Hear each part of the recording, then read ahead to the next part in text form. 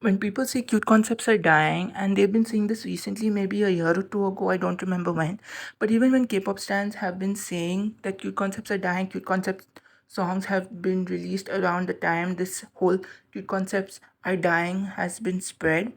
And even up till now, cute concept songs are still being released. So there is no lack of cute concept songs. When people say minors are debuting more, adults are debuting less, minors are normalized, we need more adults in K-pop.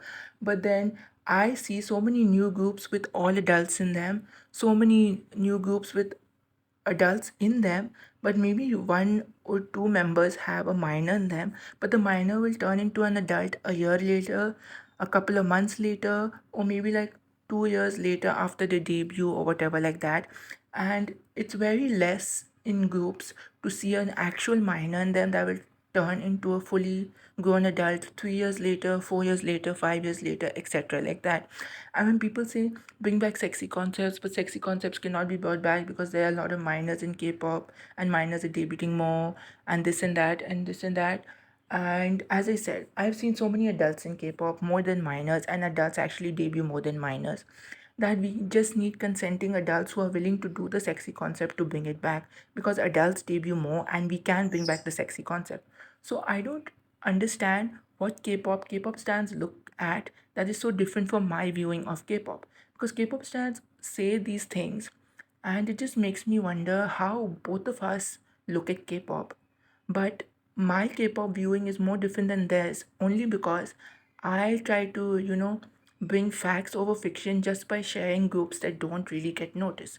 So it makes me wonder how much of a difference it makes just seeing how many it makes me wonder how much of a difference it makes just by Nugu groups being there to debunk a lot of things that K-pop stans believe in that are misinformation, simply because the bigger budgeted groups or the more popular groups or the more well-known groups or survival shows that get popular or whatever like that, or things like that, are not exactly doing the opposite of what K-pop stans say to debunk their claims. Like, a lot of bigger groups and popular groups and stuff don't really do much cute concepted songs, and the groups that do cute concepted songs don't get noticed enough, or maybe the cute concepted songs are done by bigger groups but they just not noticed enough as their other music.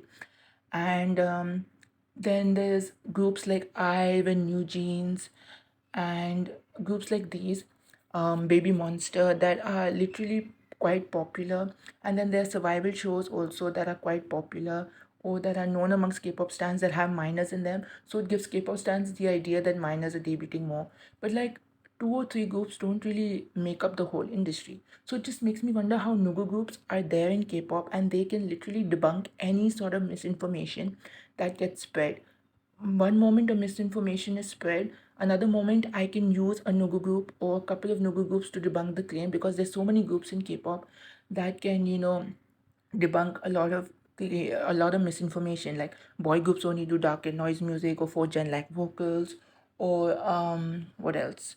Cute concepts are dying, minors are debuting more, bring back sexy concepts but can't be brought back because minors are debuting more. A lot of these misinformations can be literally debunked by a Nuku group. So it just makes me wonder how my viewing of K-pop is different, because I see fact over fiction, simply because I look at the Nugu side of K-pop as well, and I look at all the aspects of the K-pop industry, from bigger budgeted groups to medium-sized budget groups to small budget groups to extremely Nugu small budget groups that they don't even release an MV or something. They just release an audio, or they perform on a music show or something like that, or they just release their song on Spotify and don't really release it on YouTube and whatnot.